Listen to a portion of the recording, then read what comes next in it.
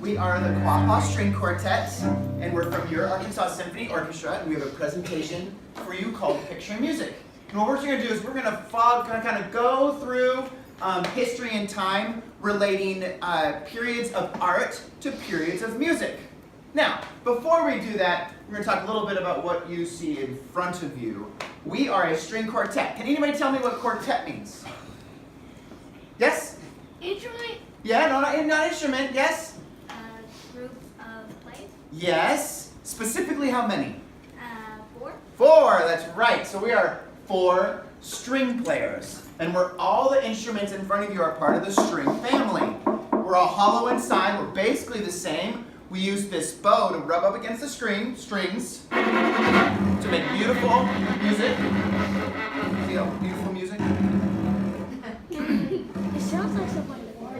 What makes the string instruments different are their size. So the smallest string instrument in the string quartet is this instrument. Can anybody tell me what the name of this instrument? Yes? Violin. Violin, that is right. Then, you may have noticed when we just played that string quartet by Haydn, I play my instrument exactly the same as a violin, but it is not, because it is bigger. Anybody tell me the name of this instrument? Yes? Viola. The viola, that's right. Can you all say viola? Viola. Viola. So the last instrument is the biggest instrument right here. What is the name of this instrument? Yes? Not the big bass. Yes? The cello? Cello. That's exactly right. The cello. The cello is big, so do you think it plays the high notes or the low notes in the string quartet? Low notes, that's right. The smaller the instrument, the higher the notes. The bigger the instrument, the lower the notes. See? Super low. All right, so since there's 4 people in a string quartet, this is Charlotte. She also plays the violin. So we have 2 violins, 1 viola, and 1 cello. All right, so let's start this journey. Okay, we're going to go back about 300 years, and we're going to start with the Baroque era. It is an era of music and art starting from 1600 to 1750, and this is a wonderful example of a Baroque era painting. This is the Exchange of the Princesses by Rubens, and one of a good characteristic of a Baroque painting is how busy it is, or how much ornamentation. And if you notice in this painting, there's so much busyness, there's so much ornamentation. You notice that everything is in motion. The cherubs on top are in motion, all the people are in motion, even the fabric is in motion. It looks like it's all swaying away. All the ornamentation, everything is very detailed. All of that ornamentation is a really good characteristic of a Baroque era painting. Now, the music from the same time period is very similar. it has a lot of ornamentation. We're going to play you a Baroque era piece by Johann Sebastian Bach. Has anybody heard of Bach? Nope. A composer who wrote down music? Yeah, Bach. Well, now you know. The Baroque era composer named Johann Sebastian Bach, and we're going to play a fugue by him. Okay? And what we're going to do is I'm going to play a musical idea, and we're going to pass it around the string quartet. We call that a subject. And everybody in the string quartet is going to have their ability to play that subject. But everybody else can be playing at the same time. And all of those notes make it sound really, really busy and really ornamented. Not just one note, it's not going to be very clear. We'll get to clear music next. So this is a fugue by Johann Sebastian Bach.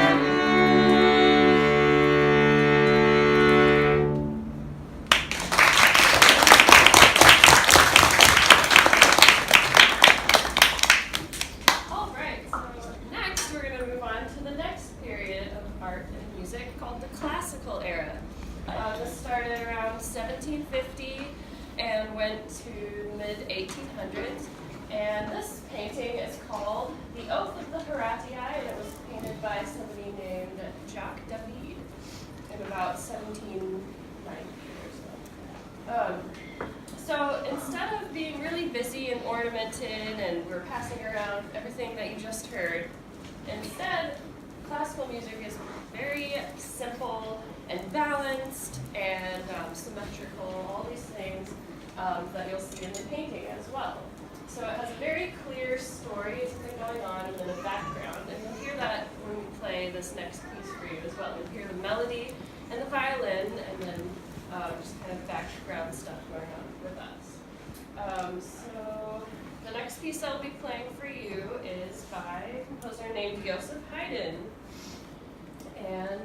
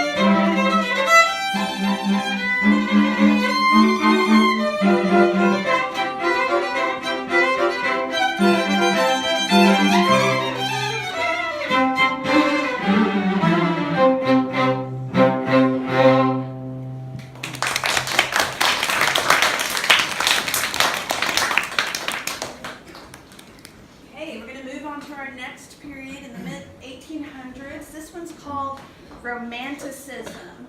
So, romanticism might make you guys think about love between people, but it's actually about expressing any strong emotion. Can you guys tell me some other strong emotions that you know of? Maybe you've had them or heard of them? I got one. Boredom? What? Anger.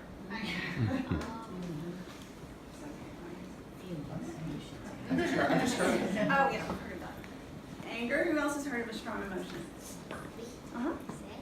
Sadness. That's a really good one. Stress. Stress is good. That might make you feel anxious. You have one?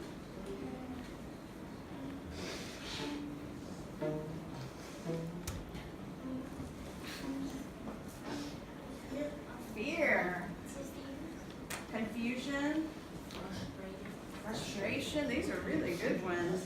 I still haven't experienced all those quite yet. So you notice we're scrolling through the photos. That's because you guys are going to pick which one is the romantic painting based on the clues I'm going to tell you. Okay? So I already said one, strong emotion. You're looking for the painting that expresses strong emotion. And there might be more than one that has strong emotion. So here's the other clues.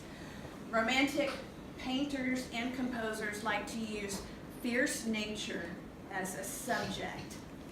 Okay, so that's the second clue. The third clue is they like to tell a story in their art and their music. Okay, so those three things I want you to think about while we're playing this next piece by one of our favorite composers named Beethoven. You heard of Beethoven, right? I have. Has anyone else heard of Beethoven? I've heard the name. Wow, almost everybody. Okay, well now all of you have, because we're about to play a movement from a string quartet. He expressed a lot of strong emotions in his music. You may have heard that he lost most of his hearing throughout his life, so he's composing all this great music even while not being able to hear. So frustration, sadness, anxiety, stress, all those ones that y'all mentioned, he lived through all of that. So listen to this next piece by Beethoven, and see which of these paintings matches it. And I'll ask you which one it is when we're done.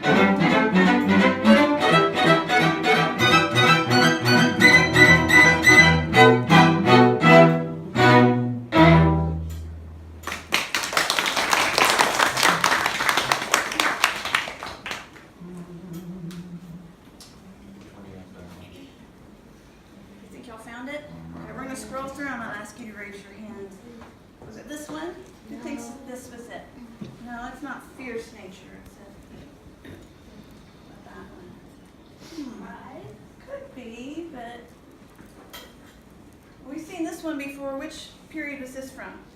Roman. Classical. That was the classical period. And we saw that one before too. Which one was that? Started with a B. Oh. Baroque. The Baroque period. Who thought it was this one? Yes, it was this one. It was this one. This painting is called The Frightened Horse by a painter named Eugene Delacroix. Can someone tell me what he's so frightened about? What do you see? There's something going on, thunder and lightning, so there's a storm. What happens when horses are in a storm? They get scared. He's about to gallop out of this painting. He's very frightened. So we have fierce nature, we have a story, we have some strong emotions going on because he's frightened and scared and anxious, all those things. And you can see that the painting itself, the colors are getting a little bit fuzzier and not as clear. Remember, the classical painting was very clear brush strokes, kind of like a photograph, and this is starting to get a little bit different, as Ryan will explain more about that with the next period. All right, before we go on, I'll explain a little bit about this thing that we have. This is called a bow. You all know what the name of the bow is, right? And it has two different parts. This brown part, can you tell me what this brown part is? Yes? No? Yes? Anybody? This is wood, and it's a special kind of wood called Pernambuco that you only can find in Brazil. And then this white stuff right here. Can we tell what this white stuff? Yes? Horsehair. Horsehair. That is exactly right. This is all horsehair. And the horse just gets a little bit of a haircut, like on its mane. And we put it on our bow, and we use horsehair because it's very strong, and it also has really, it has a lot of like teeth, or it looks like a barbed wire fence. If you look under a microscope at it, it has all these teeth and things that come out that grab our string and make the beautiful music that I showed you earlier. This is kind of like our paintbrush for a string instrument player. This is where all the music comes from. This is where all the color and everything, all the characters that you can hear, all come from our bow. The next era that we have is called Impressionism. Can you all say Impressionism?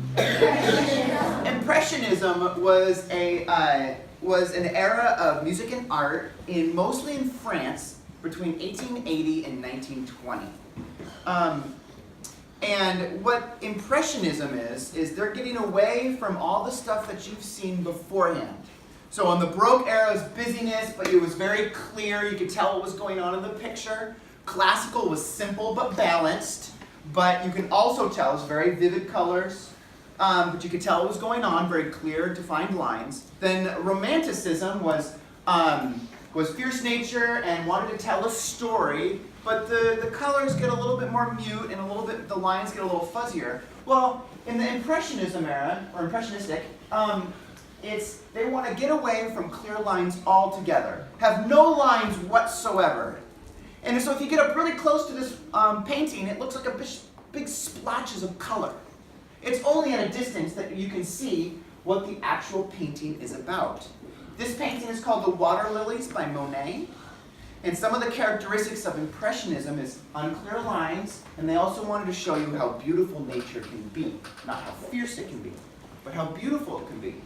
We're going to play a piece by Claude Debussy, and I want you to notice how Claude Debussy brings all that Impressionism characteristics into his music. You're going to hear unbalanced or not clear melodies, and they're going to be a little bit wonky. Some are in 3, some are in 2. Very unclear harmony. The harmony is going to be like, it doesn't really quite sound like it should. And the next thing is you're also going to hear maybe some water rippling through the string quartet. He wants you to imagine or have that sense of how beautiful nature can be.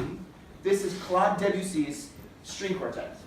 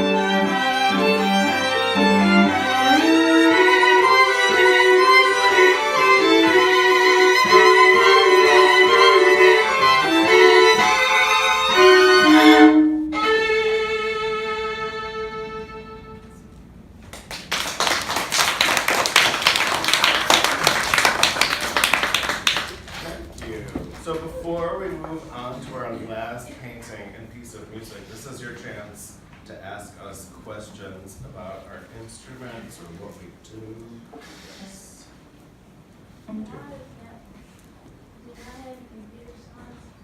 Do we have any bigger size than this? So in the string quartet, no. This is what you see is what you get. But if you come to the full symphony orchestra, you will see one string instrument that is larger than this. Does anybody know what that's called? Double bass. Yeah, the double bass. So they sit in the back and their instruments come up to like here if it was sitting on the ground. So you actually stand up to play those. Do you have a question? What note is the hardest to play? What note is the hardest to play? An excellent question. There's a wide range of notes that can be the hardest to play. It usually has more to do with the context that the note is in that makes it difficult rather than the note itself. Meredith, what is your hardest note to play? I mean, it would probably be something up high for me. That would be high C or something. We don't know. What about To you? work really hard to. Definitely the F on the C string. That is a hard one. Yeah, hard one. Do you have a difficult note? Oh, C sharp, for sure. C sharp. So there's lots of different answers to that question. Do you have a question? What do y'all do with the fingers on the instrument, like that when you play? What do you do with them? Like, why do you Why? think of it weird? Like, why y'all doing? What are y'all doing with your fingers at the end of the instrument while y'all are playing? What? Like this? Yeah, so, Yeah. that's what she's saying. So What what- are you doing with your fingers? Yeah, while so you what do are we this? doing with our fingers? So if we didn't use our fingers, all you would hear would be this. Which would get pretty boring after a while. So we use the fingers on our left hand to make the strings shorter. So when we're putting down our fingers, the higher we go on the string, the shorter it gets, which means the pitch gets higher. Yes. Do you know any songs that people need to play with? Do you know any songs that you don't need to take? Do you know any songs that you don't need to read from the music? Yes. So in general, in this group, we use the music because we have so many pieces that we're playing all the time. Every week it's a new stack of music, so we don't have time to memorize it. But we've all played many pieces of music from memory in our lives, especially in college. And I think the music that we play is very complicated. Yeah. It's not simple, like a simple song or anything like that. It's very, very complicated music. How about one last question right here? When did you start playing? When did we start playing? Meredith, when did you start playing? I was 6 years old when I was born. What about you, Char? I was 5. I was 4. I was also 6. Okay, I lied. One last question. What are the S's for on your... What are the S's for? That's an excellent question. So they might look like S's. If you got up really close, you would see that there's a tiny little line that goes across. So they're actually F's. It's like a cursive letter F. So we call those the F holes. And the reason that they're there is, so quick little discussion, demonstration. We play the string vibrates really fast. That vibration gets transferred into this, which is called the bridge, and then that goes into the inside of the instrument. Remember, Ryan told you that it's hollow in there, so it bounces all around inside, and then it shoots out of these holes, and that's what you hear. So we're gonna move on to our last painting. Who has seen this painting before? What is it called? What do you think it's called? What do you think it's called?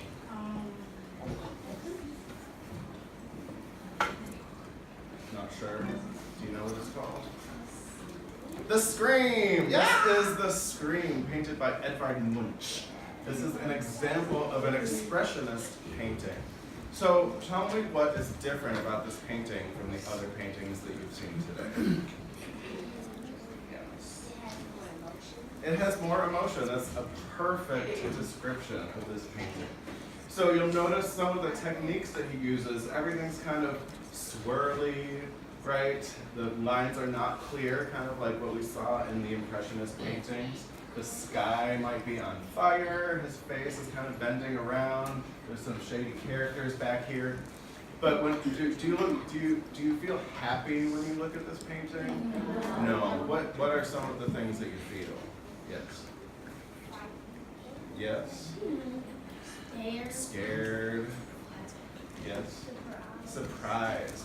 So, in the past paintings, the artists were trying to depict a scene. In this, the artist is really trying to depict an emotion, since the scene doesn't really make a lot of sense to us. So we're going to hear the same thing in the piece we're about to play by Jefferson Friedman. So maybe you will feel excited or happy or scared or confused, lost. But any of those emotions that you feel are correct if they come to you. So I hope you guys have enjoyed this program. We've got